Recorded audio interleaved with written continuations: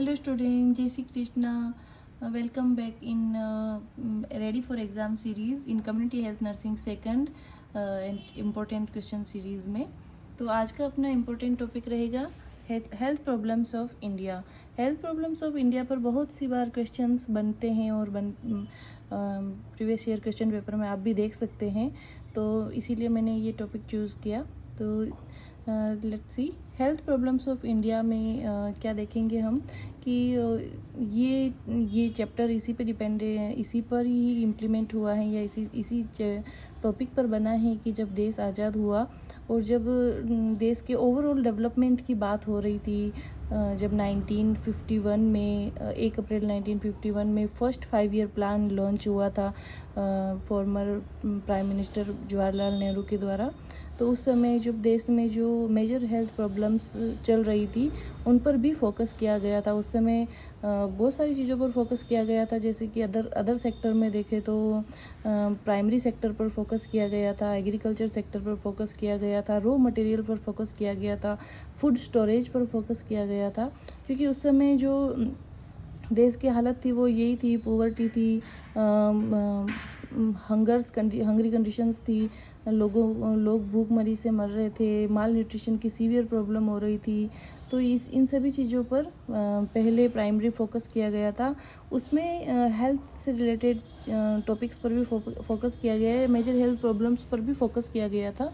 तो उस समय मेजर हेल्थ प्रॉब्लम्स क्या थी, जैसे कि उस समय मेजर हेल्थ प्रॉब्लम थी कम्युनिकेबल डिजीज़ उस समय काफ़ी ज़्यादा वाइडली स्प्रेड हो रखी थी और सीवियर माल न्यूट्रिशन प्रॉब्लम हो रखी थी। हाईली मोर्टिलिटी रेट बढ़ी हुई थी इन कम्युनिकेबल डिजीज़ की वजह से, और लो लाइफ एक्सपेक्टेंसी रेट थी उस समय। वेरियस डिजीज़ की वजह से लोगों में 35-40 यही लाइफ एक्सपेक्टेंसी रेट रह चुकी थी। लाइफ एक्सपेक्टेंसी रेट आपको पता ही है कि वो जब थ्रू आउट द लाइफ जब अपन वेरियस हेल्थ इश्यूज़ और डेंजरस कंडीशन से फाइट आउट करते हुए भी अपनी जो मैक्सिमम उम्र कितनी होती है पार कर सकते हैं, वही लाइफ एक्सपेक्टेंसी रेट होती हैं। तो उस समय लोगों की लाइफ एक्सपेक्टेंसी रेट सीमित होकर 35 या 40 तक रह चुकी थी, क्योंकि देश में बहुत वाइडली लेवल पर कम्युनिकेबल डिजीज़, सैनिटेशन से रिलेटेड प्रॉब्लम्स, माल न्यूट्रिशन से रिलेटेड प्रॉब्लम्स, ये इन सभी वजह से लोगों में बहुत ज़्यादा ही मोर्टेलिटी रेट बढ़ी हुई थी।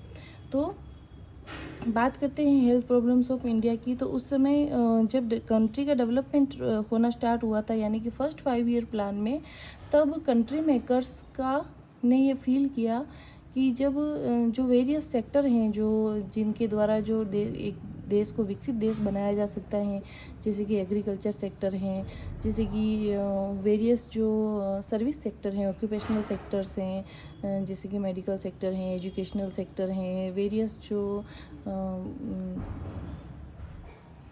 इंडस्ट्रियल सेक्टर हैं, इन सभी सेक्टर्स में जो काम तो नॉर्मल पीपल्स ही करते हैं ना। तो वो सभी नॉर्मल पीपल्स भी इसी देश के लोग थे, और इसी देश में सभी लोग इन सभी प्रॉब्लम से कुछ परसेंट लोगों को जो वेल सेटल थे, या मतलब कह सकते हैं कि वो किसी एक अच्छी महाजन फैमिली या ऐसी फैमिली से बिलोंग कर रहे होते हैं, जो वो उनको फिर भी इन चीज़ों से सफ़र नहीं करना पड़ रहा होगा, भूखमरी या माल न्यूट्रिशन से। लेकिन कम्युनिकेबल डिजीज़ वगैरह इन सब से तो उनको भी सफ़र करना पड़ ही रहा था। तो जब देश की पब्लिक ही हेल्दी नहीं होगी, तो वो जो वेरियस टेक्निकल सेक्टर्स है उनमें कैसे अपना 100% दे पाएगी। इन्हीं चीज़ों को फील करते हुए कंट्री मेकर ने सोचा कि पहले देश की संपूर्ण या चारों ओर चौमुखी डेवलपमेंट को ध्यान में रखते हुए पहले हेल्थ सेक्टर पर ध्यान देना भी ज़रूरी है, क्योंकि उस समय जो मेडिकल इंफ्रास्ट्रक्चर था वो बहुत ही वीक इंफ्रास्ट्रक्चर था। तो उसी समय आपको पता हो तो 1946 में ही बोर कमेटी का एस्टेब्लिशमेंट हुआ था, और उसमें वहाँ पर इन्हीं प्राइमरी हेल्थ सेंटर पर और प्राइमरी हेल्थ केयर सर्विसेज पर ज़्यादा फोकस किया गया था। तो बात करते हैं कि उस समय जो major health problems country makers ने फील करी थी, वो उस समय क्या थी, यानी कि उनका जो उद्देश्य था विकसित, समृद्ध और खुशहाल भारत बनाने का, उसमें क्या-क्या कौन सी प्रॉब्लम्स आड़े आ रही थी। तो फर्स्ट था पॉपुलेशन एक्सप्लोजन, सेकंड थी पॉवर्टी, थर्ड था अनएम्प्लॉयमेंट, फोर्थ था डियरनेस और फिफ्थ था corruption. Health problems, social problems में जैसे कि डॉवरी, अनमेरिड मदर्स, प्रोस्टिट्यूशंस, ये सभी चीज़ें आ जाती हैं। बात करते हैं हेल्थ प्रॉब्लम्स की। तो हेल्थ प्रॉब्लम्स क्या से रिलेटेड, क्या हेल्थ प्रॉब्लम्स के कारण क्या थे उस समय, या ऐसे कौन से कारण थे जो हेल्थ पर नेगेटिव इम्पैक्ट डाल रहे थे। तो pollution, impure food, preserved food, unhealthy lifestyle, stress, ये सभी क्या करते हैं, हेल्थ पर नेगेटिव इम्पैक्ट डालते हैं, जिसकी वजह से वेरियस कम्युनिकेबल और नॉन कम्युनिकेबल डिजीज़ होने के चांसेस रहते हैं। तो कोजेज़ ऑफ हेल्थ प्रॉब्लम्स में देखेंगे कि क्या क्या कोजेज़ फाइंड आउट हुए थे हेल्थ प्रॉब्लम्स से रिलेटेड। तो फर्स्ट कोजेज़ था एनवायरमेंटल कोजेज़। एनवायरमेंटल कोजेज़ को वापस वेरियस सेक्टर में डिवाइडेड किया गया, वेरियस टाइप में डिवाइडेड किया गया। जैसे कि फर्स्ट एनवायरमेंटल कोजेज़ में फर्स्ट है पैथोजेनिक कोजेज। पैथोजेनिक कोजेज यानी एनवायरमेंटल में present various bacteria, virus, fungus, pathogen, ये जो इंसेक्ट्स होते हैं, इनसे जो वेरियस डिजीज़ होती हैं, जैसे कि ये बैक्टीरिया से जो वेरियस कम्युनिकेबल और नॉन कम्युनिकेबल डिजीज़ हो रही हैं, वो वायरस से जो वेरियस डिजीज़ हो रही हैं, जो फंगल इन्फेक्शन से जो डिजीज़ हो रही हैं, ये सभी एनवायरमेंटल प्रॉब्लम से ही रिलेटेड कहलाती हैं। वापस सेकंड बात करेगी पोल्यूशन से रिलेटेड, यानी एनवायरमेंटल पोल्यूशन से क्या क्या हेल्थ प्रॉब्लम्स हो सकती हैं। तो एनवायरमेंटल पोल्यूशन, एनवायरमेंट से रिलेटेड, एनवायरमेंट वर्ड आते ही अपने दिमाग में आ जाता है कि air pollution, water pollution, soil pollution, noise pollution. तो इन सभी से क्या इम्पैक्ट पड़ता है हेल्थ पर। तो फर्स्ट देखते हैं कि एनवायरमेंट पोल्यूशन में वाटर पोल्यूशन से क्या इम्पैक्ट पड़ता है। तो पोल्यूटेड पानी पीने से क्या होता है, कॉलेरा हो सकता है, पोलियो हो सकता है, डिजेंट्री हो सकता है, टाइफाइड फीवर हो सकता है, हेपेटाइटिस ए हो सकता है। तो ये सब स्किन प्रॉब्लम्स हो सकती हैं, फ्लोराइड टिथ हो सकते हैं फ्लोराइड वाले पानी पीने से। तो ये सारी major health problems water pollution से होने वाली प्रॉब्लम्स हैं। नेक्स्ट बात करते हैं एयर पोल्यूशन से। तो एयर पोल्यूशन से क्या क्या प्रॉब्लम हो सकते हैं, जैसे कि respiratory problem, neurological problem, cardiac problem. अब आपको ये लग रहा होगा कि एयर पोल्यूशन से न्यूरोलॉजिकल प्रॉब्लम कैसे हो सकती हैं। तो हो सकती हैं, क्यों नहीं हो सकती हैं। कोई इंसान, कोई कम्युनिटी का एक बहुत बड़ा सेक्टर है, सेगमेंट है, जो किसी इंडस्ट्रियल एरिया में रह रहा है, या कोई किसी प्रकार की इंडस्ट्री है जो किसी नॉर्मल पब्लिक एरियाज़ में एस्टेब्लिश्ड हो गई हैं। तो वहाँ पे जो एयर के अंदर जो टॉक्सिसिटी प्रोड्यूस होगी, उसकी वजह से लोगों में जो न्यूरोलॉजिकल प्रॉब्लम्स होना स्टार्ट हो सकती हैं, जैसे कि कार्डियक प्रॉब्लम होना स्टार्ट हो सकती हैं, अबॉर्शन, प्रीटर्म लेबर, ये सब जो एयर में जो प्रेजेंट जो टॉक्सिक सब्सटेंस होते हैं, उसकी वजह से ये सब प्रॉब्लम को लीड करते हैं। कंजेनाइटल डिसऑर्डर्स भी कहीं ना कहीं मदर की हेल्थ को अफेक्ट करके और बेबी में कंजेनाइटल डिसऑर्डर को लीड करता है। नेक्स्ट बात करते हैं नॉइज़ पोल्यूशन से। तो नॉइज़ पोल्यूशन से तो वैसे आपको पता ही है कि deafness, irritability, headache, hypertension, tachycardia, ये सभी प्रॉब्लम्स होने के चांसेस रहते हैं। नेक्स्ट है सॉइल पोल्यूशन। सॉइल पोल्यूशन यानी कि जो वेरियस जो फर्टिलाइज़र, इंसेक्टिसाइड्स जो यूज करते हैं, इन सभी की वजह से जो सॉइल की जो नेचर फर्टिलाइजिंग कैपेसिटी है, वो रिड्यूस होती जा रही है।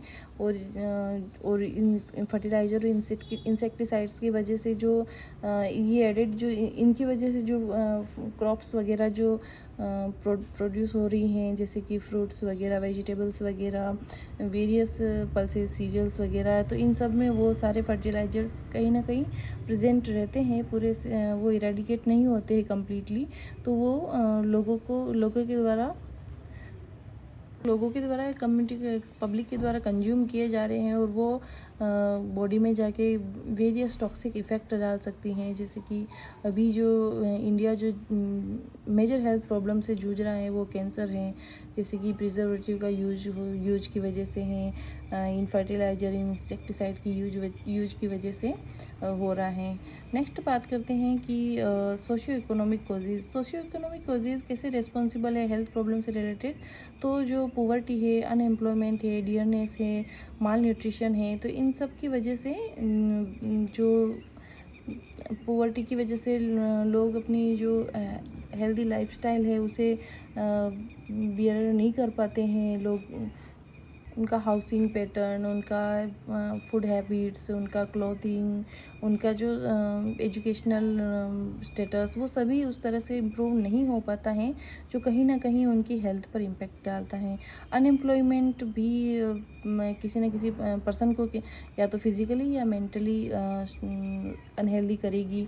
तो डियरनेस यानी महंगाई से जो लोग खाने के जो अप्रोप्रिएट न्यूट्रिशनल फूड है वो अफोर्ड नहीं कर पा रहे हैं, हेल्थ केयर सर्विसेज अफोर्ड नहीं कर पा रहे हैं, वेरियस रिसोर्सेज अफोर्ड नहीं कर पाते हैं जिनकी वजह से वो अपनी लाइफ को इजी और हेल्दी बना सकें।